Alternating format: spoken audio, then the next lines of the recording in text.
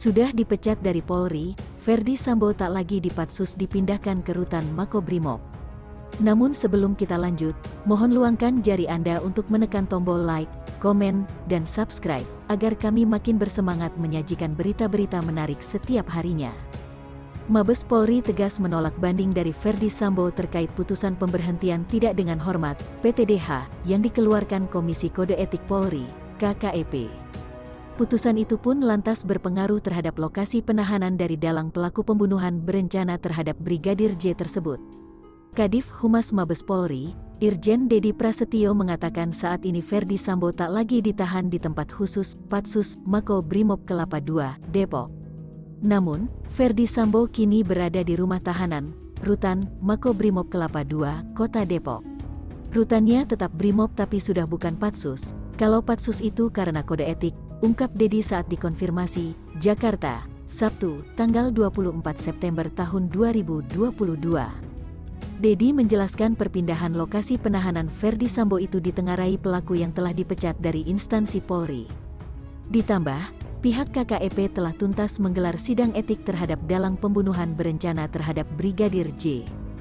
Karenanya, Dedi menyebut kini Ferdy Sambo telah menjadi tahanan dengan status tindak pidana pembunuhan berencana. Yang bersangkutan tersangka ya tahanan kasus pidana 340 sub 338 Jo 55 dan 56 sudah pidana umum, ungkapnya. Akan ada kabar baik minggu depan pengungkapan kasus pembunuhan berencana Brigadir J yang didalangi oleh mantan Kadif Propam Irjen Ferdy Sambo yang belum menemui titik terang. Adapun soal kasus Ferdy Sambo yang dinilai lamban, Polri ungkap ada kabar baik minggu depan tentang berkas perkara, Sabtu, tanggal 24 September tahun 2022. Kasus yang telah menyita perhatian publik selama 2 bulan terakhir ini, seolah tak berhenti menjadi sorotan karena banyaknya fakta-fakta yang kini belum terungkap, seperti motif pembunuhan, serta munculnya kembali terkait adanya dugaan pelecehan seksual yang melatar belakangi pembunuhan dari Komnas HAM. Soal kasus Ferdy Sambo yang dinilai lamban, Polri ungkap ada kabar baik minggu depan. Apa itu?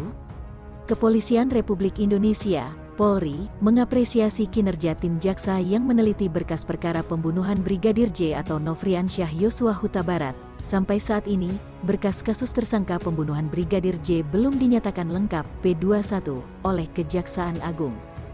Dalam kasus dugaan pembunuhan berencana Brigadir J, ada 5 orang yang ditetapkan sebagai tersangka yaitu mantan Kepala Divisi Propam Polri, Irjen Ferdy Sambo, istri Sambo, Putri Chandrawati PC, Bribka Riki Rizal RR, Barada Richard Eliezer RE, dan Kuat Maruf KM. Penghargaan kepada rekan-rekan Kejaksaan Agung, khususnya jaksa yang ditunjuk untuk meneliti berkas perkara, kata Kepala Divisi Humas Polri, Irjen Dedi Prasetyo di Jakarta pada Jumat malam, tanggal 23 September tahun 2022. Menurut dia, mereka bekerja secara maraton dan komunikasi secara intens dengan tim penyidik Direktorat Tindak Pidana Umum Bareskrim Polri. Untuk itu, ia berharap minggu depan berkas perkara para tersangka pembunuhan berencana Brigadir J mendapatkan kabar baik. Saya dengar hari libur pun mereka bekerja berkomunikasi secara intens dengan penyidik. Insya Allah, semoga semuanya diberikan kelancaran dan minggu depan kita bisa mendapat kabar yang baik. Karena saya tidak mau mendahului apa yang akan disampaikan oleh Kejaksaan Agung, ujarnya. Karena, kata dia, dalam criminal justice system atau sistem peradilan pidana itu ada asas yang betul-betul harus saling menghargai dan menghormati sesuai dengan tupoksi masing-masing. Penyidik fokus pada proses penyidikan, kejaksaan selain meneliti berkas perkara juga mempersiapkan proses penuntutan. Demikian juga nanti di persidangan, kerja dari semuanya itu harus betul-betul saling menghargai, tandasnya. Sebelumnya, berkas perkara obstruction of justice atau upaya menghalangi penyidikan dalam kasus kematian Brigadir Nofriansyah Yosua Huta Barat alias Brigadir J dan berkas perkara pembunuhan berencana Brigadir J belum juga rampung. Kejaksaan Agung mengatakan masih meneliti keduanya. Perkara FS sampai saat ini masih proses penelitian berkas perkara, ucap Kepala Pusat Penerangan Hukum Kejagung, Ketut Sumedana kepada wartawan, Kamis tanggal 22 September tahun 2022.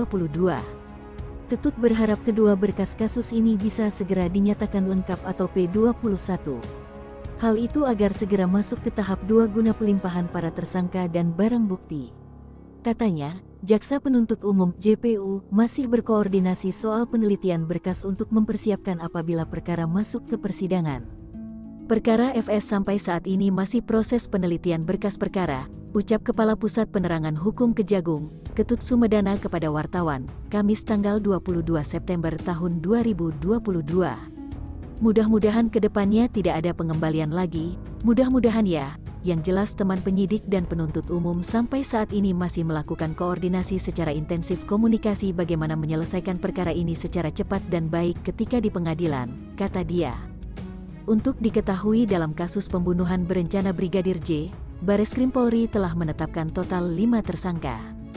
Diketahui dalam kasus kematian Brigadir J saat ini Polri saat ini sudah menetapkan 5 orang sebagai tersangka. Mereka adalah Barada Richard Eliezer atau Baradae, Irjen Ferdi Sambo, Bribka Riki Rizal, dan Kuat Ma'ruf serta Putri Chandrawati. Kejadian itu bermula pada Jumat, tanggal 8 Juli tahun 2022, saat Baradae diperintah Ferdi Sambo untuk menembak Brigadir J. Selain memerintah, mantan Kadif Propam itu diduga juga merekayasa kronologi kasus pembunuhan seolah-olah terjadi baku tembak antara Baradae dan Brigadir J di rumah dinasnya. Sementara itu, Bribka RR dan KM yang diduga berperan dan ikut membantu serta menyaksikan penembakan Baradae terhadap korban juga terseret menjadi tersangka. Mereka dijerat pasal pembunuhan berencana subsidiar pasal pembunuhan lewat pasal 340 subsidiar pasal 338 junto pasal 55 dan pasal 56 tentang pembunuhan berencana. Tidak hanya itu, sebanyak 97 polisi hingga saat ini telah menjalani pemeriksaan oleh tim Inspektorat Khusus karena diduga melanggar disiplin dan etika saat menangani perkara ini. Dari jumlah itu, 16 polisi diantara telah menjalani penempatan khusus di Mako Brimob dan Divpropam Polri. Mungkin itu saja yang dapat kami sampaikan. Jika ada salah kata mohon dimaafkan, karena kesalahan datang dari saya pribadi, yang tak luput dari salah dan dosa.